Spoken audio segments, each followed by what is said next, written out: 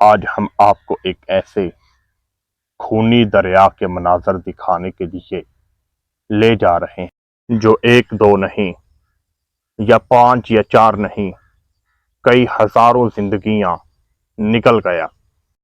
اس دریا کو خوبصورت عورت جو سجی ہو، جو دلہن کے لباس میں مکمل تیار ہو، کیوں اس میں ڈالی جاتی تھی؟ ان تمام رازوں کا پردہ ہم فاش کریں گے۔ آئیے پہلے اس خونی دریا کے مناظر دیکھتے ہیں۔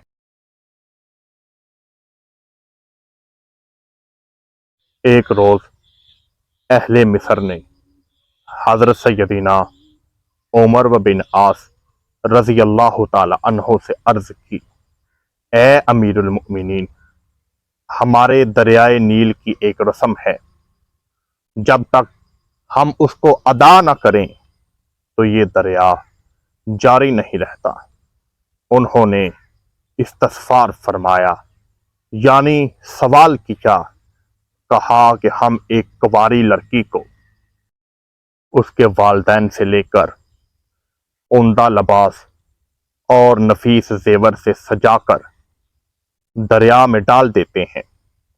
حضرت سیدنا عمر بن عاص رضی اللہ تعالی عنہ نے فرمایا، اسلام میں ہرگز ایسا کرنا جائز نہیں ہو سکتا، یہ تمہاری سب پرانی رسمیں ہیں، ان رسموں کو بھول جاؤ۔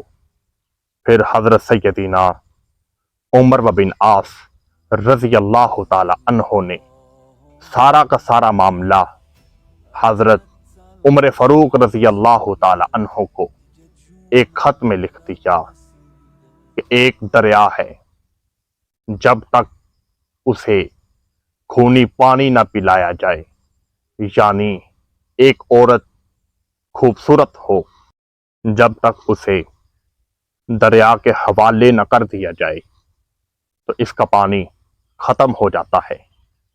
اور یہ ایک ہی ایسا دریا ہے جو سارے کے سارے مصر کو سیراب کرتا ہے، لوگ اسی کا پانی پیتے ہیں اور اسی سے اپنی فصلوں کو سیراب کرتے ہیں۔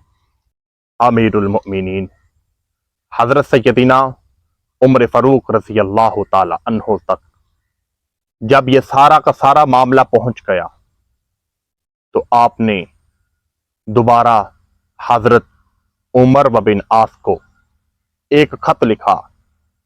خط کے کچھ جملے اس طرح آپ نے لکھے۔ آپ نے فرمایا، یہ جملے اور رخ سے اسلام سے پہلے چلا کرتے تھے۔ احمد مجتبیٰ و محمد مصطفیٰ صلی اللہ علیہ وآلہ وسلم جو ہمیں دین عطا کر کے گئے ہیں، اس میں ان رسموں کی کوئی قدر و قیمت نہیں ہے۔ آگے حضرت عمر فاروق رضی اللہ تعالی عنہ نے لکھا، اے امیر المؤمنین حضرت عمر بن عاص، آپ اس خط کو دریا میں ڈال دیجئے، آگے دریا جانے یا دریا والا جانے۔ آخر کار حضرت عمر فاروق رضی اللہ تعالی عنہ نے اس خط میں ایسا کیا لکھا؟ آپ نے تحریر کیا، اے چلنے والے دریا، اگر تو اللہ کے حکم سے چلنا چاہتا ہے تو چل، نہیں عمر فاروق رضی اللہ تعالی عنہ کو تیری کوئی ضرورت نہیں ہے۔ امیر المؤمنین کہتے ہیں، میں نے ایسا ہی کیا کہ میں نے وہ خط دریا میں ڈلوا دیا۔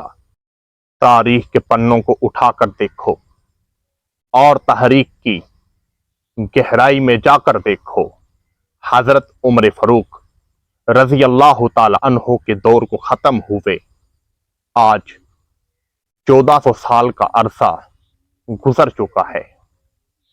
1400 سال کے عرصے کے بعد بھی وہ دریا اپنی بے آب و تابی کے ساتھ چل رہا ہے، اور کہتے ہیں کہ اس کے بعد آج تک اس سے پانی ختم نہیں ہوا۔ اور نہ ہی تا قیامت تک ہوگا۔ ایک سفیر حضرت سیدنا عمر فاروق رضی اللہ تعالی عنہ سے ملاقات کی غرض سے پہنچا۔ وہ جیسے ہی مدینہ منورہ کی گلیوں میں داخل ہوا، اس نے لوگوں سے پوچھنا شروع کیا کہ میں آپ کے بادشاہ عمر فاروق رضی اللہ تعالی عنہ سے ملنا چاہتا ہوں۔ لوگوں نے کہا کہ ہمارے ہاں بادشاہ نہیں ہوتا، ہمارے ہاں تو امیر المؤمنین ہوتے ہیں۔ وہ سفیر لوگوں سے کہنے لگا کہ ان کا محل کہاں ہے؟ آگے سے پھر جواب ملا کہ وہ کسی محل میں نہیں رہتے، یعنی وہ اللہ کے گھر مسجد میں ہوں گے۔ وہ سفیر حیران اور پریشان ہوتا ہوا مسجد کے قریب پہنچا، لوگوں سے پوچھا کہ میں آپ کے بادشاہ یعنی امیر المؤمنین عمر ابن خطاب رضی اللہ تعالی عنہ سے ملنا چاہتا ہوں۔ لوگوں نے کہا کہ وہ سامنے مٹی کا ایندھن یعنی گارا بنا رہے ہیں۔ وہ سفیر عمر فاروق رضی اللہ تعالی عنہ کے سامنے گیا اور جا کر کہا کہ میں فلاں بادشاہ کا مشیر ہوں، اور بادشاہ نے 3 تحفے آپ کے لیے بھیجے ہیں، آپ اس کو قبول فرمائیں۔ حضرت عمر فاروق رضی اللہ تعالی عنہ نے کہا جلدی جلدی نکالو، تمہیں معلوم نہیں میں اللہ کے گھر یعنی اللہ کے گھر کی تعمیر کے لیے سامان تیار کر رہا ہوں۔ وہ سفیر سوچنے لگا کہ کیسا بندہ ہے، میں اتنی دور سے چل کر آیا ہوں، مگر اس کو معلوم نہیں کہ یہ تخت سکندری کو تھوکتے بھی نہیں، بستر لگا ہوا ہے جن کا۔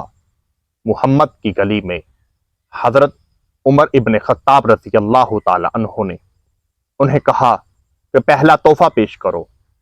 اس نے پہلا تحفہ پیش کیا۔ وہ کہنے لگا کہ یہ ایسا زہر ہے کہ آپ کا کوئی دشمن ایک رائی کے دانے کے برابر اس کو کھا لے تو وہ ہمیشہ ہمیشہ کے لیے اس دنیا سے چلا جائے گا۔ حضرت عمر فاروق رضی اللہ تعالی عنہ نے اس بوتل کا ڈھکن کھولا اور سارا کا سارا زہر پی گئے۔ وہ مشیر کہنے لگا کہ آپ مرے کیوں نہیں، دنیا کو چھوڑ کر کیوں نہیں گئے؟ آپ نے فرمایا تمہیں کون کہتا ہے کہ زہر انسان کو مارتا ہے؟ اگر تمہارے اس زہر نے عمر کے نفس اور ضمیر کو جلا دیا تو اس سے بہتر اس کا اثر کیا ہوگا؟ وہ کہتا ہے کہ میں عمر فاروق رضی اللہ تعالی عنہ کی پہلی ادا ہی دیکھ کر بدل چکا تھا۔ آپ نے کہا دوسرا تحفہ پیش کرو۔ اس نے کہا یہ ایک عطر ہے، اگر آپ اس کو لگائیں تو کئی سالوں تک اس کی خوشبو نہیں جائے گی۔ حضرت عمر فاروق رضی اللہ تعالی عنہ نے اس کا ڈھکن کھولا اور کھول کر اسے مسجد نبوی کی مٹی کے اندر داخل کر دیا۔ آپ نے فرمایا کہ یہ جو گارا میں مسجد نبوی کی چھت کو مرمت کرنے کے لیے بنا رہا ہوں، اس کو مسجد نبوی کے اوپر ڈال دیں گے، حضور کے صحابہ نماز پڑھیں گے، ان کو خوشبو آتے رہے گی۔ آپ نے کہا تیسرا تحفہ نکالو۔ اس نے کہا عجیب انسان ہے، میں نے ایسے 2 نایاب تحفے دیے، اس نے 1 منٹ بھی نہیں لگایا اور ان کو ختم کر دیا۔ آپ نے کہا تیسرا تحفہ پیش کرو۔ اس نے کہا جی یہ بادشاہ کی بیٹی ہے، آپ اس کو اپنے نکاح میں لے لیجیے۔ حضرت عمر فاروق نے وہیں گارے کے اندر ہی کھڑے ہو کر آواز دی کہ میں تمہارا امیر المؤمنین ہوں، کوئی میری آواز کو سن رہا ہے؟ ایک حبشی وہاں سے گزر رہا تھا، وہ حاضر خدمت ہوا۔ آپ نے فرمایا شادی کرنا چاہتے ہو؟ اس نے کہا جی حضور کرنا تو چاہتا ہوں، مگر میرے پاس اتنے پیسے نہیں ہیں۔ آپ نے وہیں کھڑے ہو کر ان دونوں کا نکاح پڑھا دیا اور بادشاہ کی بیٹی سے کہنے لگے اگر کوئی پریشانی یا تکلیف آئے تو اپنے باپ کے گھر واپس لوٹ کر مت جانا، آج سے عمر ابن خطاب رضی اللہ تعالی عنہ تیرے والد ہیں، کوئی بھی تکلیف ہو مجھے آ کر بتانا۔ وہ سفیر واپس لوٹ گیا اور جا کر کہنے لگا کہ جس کا عمر رضی اللہ تعالی عنہ سمجھ میں نہیں آتے وہ محمد رسول اللہ صلی اللہ علیہ وآلہ وسلم سمجھ کیسے آئیں گے؟ اور وہ سفیر کلمہ پڑھ کر مسلمان ہو گیا۔ بے شک اسلام کی یہی حکمت عملی تھی اور اسلام ایسے ہی اجاگر ہوا۔